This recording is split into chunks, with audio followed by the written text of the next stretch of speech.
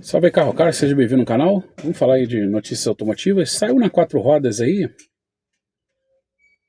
em alguns meios aí automotivos. Estou citando a quatro rodas por causa que é do ramo automotivo, né? Em relação a uma possível nova aí desabastecimento de semicondutores, né? Não sei se dá para ver, ó. Pera aí. Se dá para ver aí. Ô caramba. Entrou uma propaganda no meio, ó. O link, a notícia é sobre os chips, né? Semicondutores. Teve um problema na Holanda e tá brigando com a China, e lá os caras dominam a tecnologia, e enfim.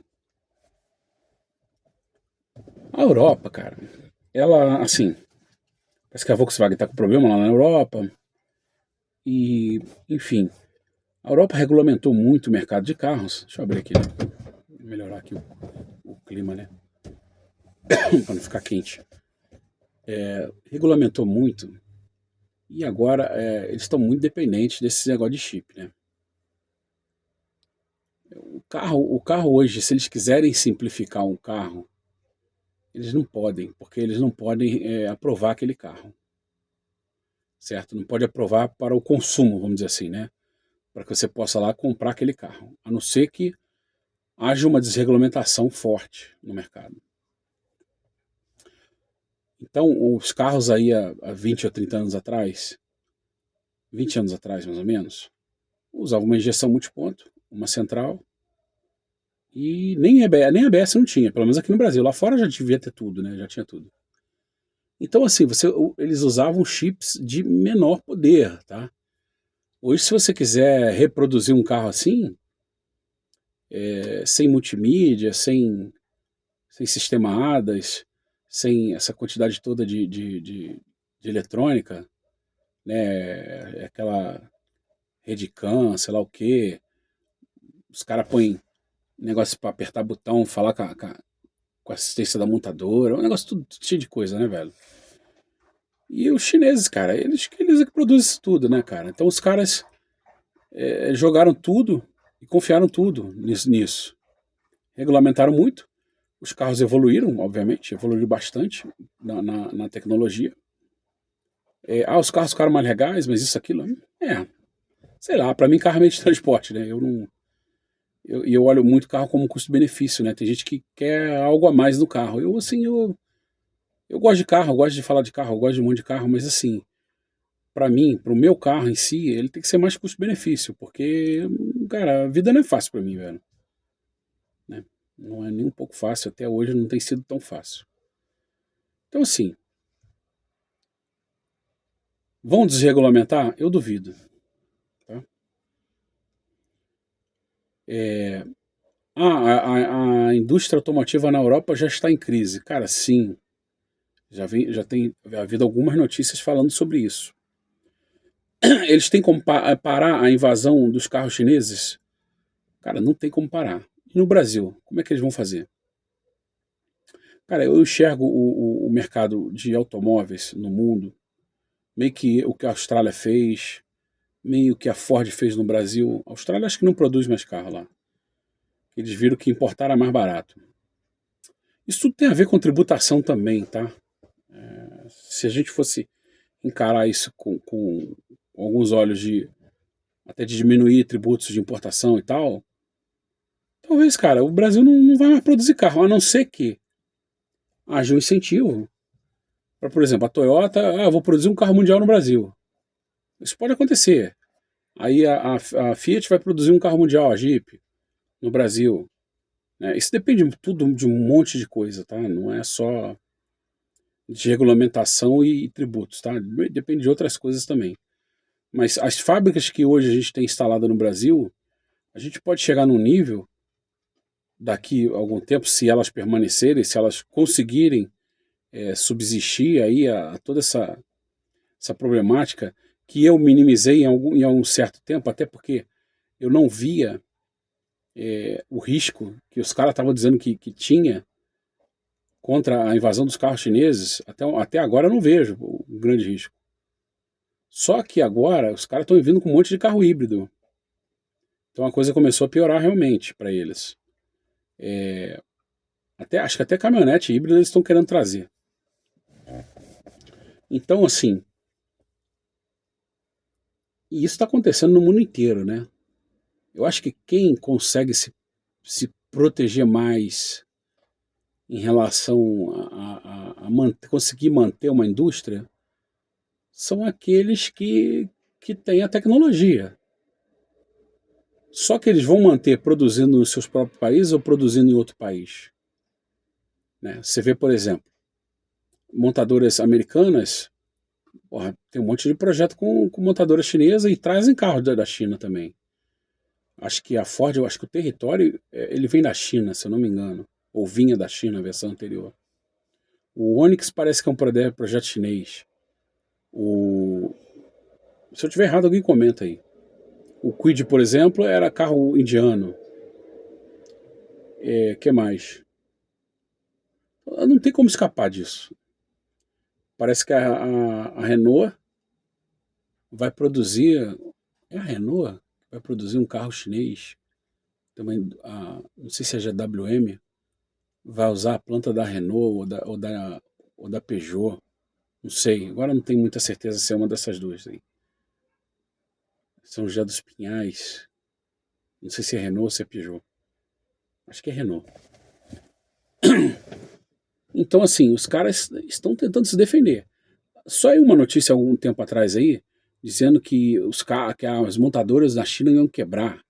Que de 129 iam ficar 10. Eu falei, cara, isso não vai acontecer, velho. Porque uma medida dessa aí, um problema comercial grande desse aí, os caras não fornecer semicondutor, provavelmente, cara, eles vão tentar empurrar mais ainda o carro deles. Se o custo do semicondutor começar a aumentar, como é que essas montadoras vão resolver isso? Como é que elas vão abastecer seus carros? Se não houver uma desregulamentação de forma que eles tenham que reduzir o número de semicondutores e, consequentemente, reduzir o preço dos carros. Até para poder competir com os carros que vêm da China. Se você tirar uma analogia, por exemplo, olha só. Eu comprei eu nem vou falar do logo que eu comprei em 2015. Eu comprei um Prisma em 2009. O que o carro tinha? Ar-condicionado, direção, vidro elétrico. Eu não lembro se tinha espelho elétrico, acho que não tinha. Nem lembro se veio com som, acho que veio com som de fábrica. E só, praticamente isso. Freio ABS? Não, ele não tinha freio ABS. Esse 2009 não tinha. Era um carro que na época eu paguei na promoção, o preço cheio dele era 35 mil. Eu paguei nele 31.990 na promoção na época. E era uma promoção, uau, cara, que eu fiquei louco, porque eu tava com um carro na época que não tinha ar e, cara, eu já tava louco pra trocar aquele carro, né, velho? Falei, porra, não tô aguentando, cara. Assim, porque eu transitava em locais muito quentes, né, cara? Ainda transito, né? Tô tentando evitar de ir nesses locais, né? Até porque vocês viram o que tá acontecendo aí, né? Tudo que tá acontecendo. Então a gente... Esses problemas aí no Rio de Janeiro e tal, né? Eu tô sempre transitando por ali. Então, assim, eu vejo a questão muito complexa. E o que pode resultar para nós? Aumento do preço do carro usado. Porque carro zero, se voltar a faltar, ou se começar a aumentar loucamente, ferrou-se, velho. Aí, do que já está lá, já não vai dar mais para comprar. Impossível. Né? Se você não tiver um desconto, tiver uma outra coisa, vai ficar totalmente inacessível. Por isso que eu enxergo essa questão da nossa indústria ela se transformar só uma indústria para montar carro para mandar para outro lugar, né? Não sei se é essa a intenção deles, né? Atingir um plano mais para frente para você realmente não ter carro, né? Ou você vai ter um carro por assinatura e aí você usa o carro e devolve, ou você vai ter um serviço de transporte não tripulado, tu vai chamar, tu vai pagar o trecho que tu andou ali, né? E tem que ter muito acessível, né? Ou você vai andar de transporte público.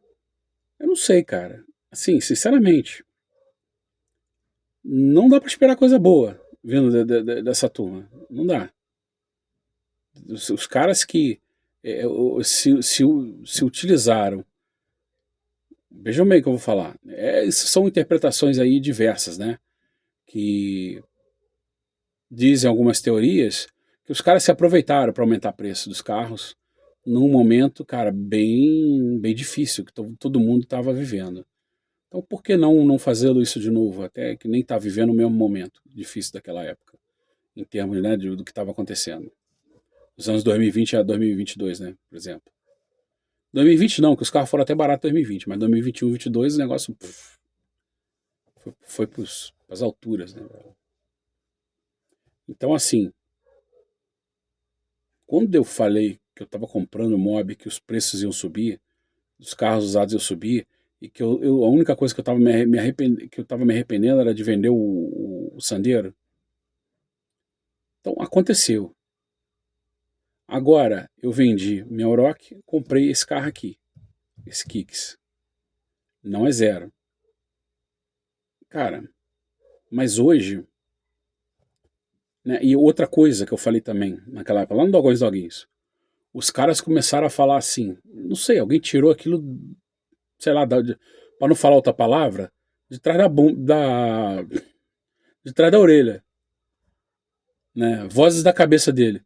Venda seu carro hoje porque ele está muito caro. Aí dali a 6 meses tu vai comprar outro carro melhor e ainda vai te sobrar dinheiro. Vocês lembram disso? Eu fiz um vídeo, acho que eu não tinha esse canal aqui ainda, o Carro Caso.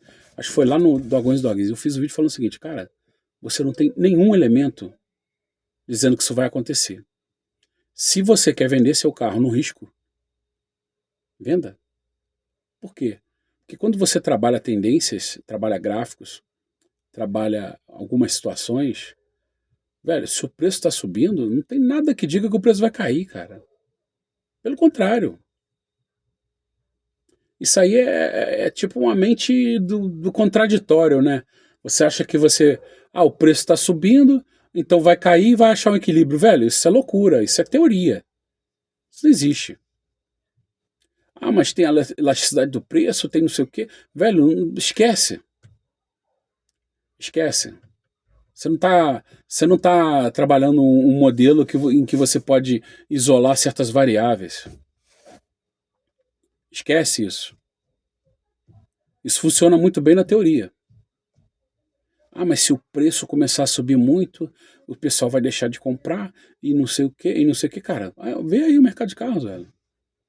Então eu falei naquela época, falei, olha, eu não vou vender meu carro. Eu não recomendo ninguém vender. Se você acha que você vai vender seu carro e vai comprar outro lá na frente bem mais barato e ainda vai te sobrar dinheiro, cara, eu vou bater palma para você lá na frente se isso acontecer. Mas não tem nenhum elemento dizendo que isso vai acontecer. Eu falei isso em outras palavras, eu não lembro as palavras que eu usei no canal. Eu falei e recomendei às pessoas, olha, pensa 10 vezes antes de vender seu carro. E o que aconteceu comigo, por exemplo? Em 2020 eu tinha uma Oroch modelo 2019, estava com 13, 14 mil quilômetros, sei lá, na época. 15 mil quilômetros no máximo. Menos de 20. E eu praticamente não estava rodando no ano 2020, eu rodei muito pouco. Eu ainda tinha o Clio, que eu rodava muito no Clio. Quer dizer, o Clio tá com a minha filha mais velha, né? Tá firme e forte, tá com 104 mil quilômetros e tá um carro maravilhoso, velho. Eu tenho que fazer uns vídeos dele quando eu estiver com ele. Então, me ofereceram, por exemplo, a Renault, tinha um cadastro nosso e tal, toda hora oferecendo carro, não sei que carro aqui, promoção de carro ali. Cara, vi umas promoções maravilhosas, cara. Eu vou trocar de carro.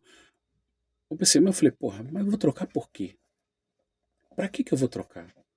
Pô, esse carro tá novo, tá sem certeza louca, eu vou ter que desembolsar 20 mil reais, sei lá, 25 mil reais. E, pô, esse dinheiro, cara, dá.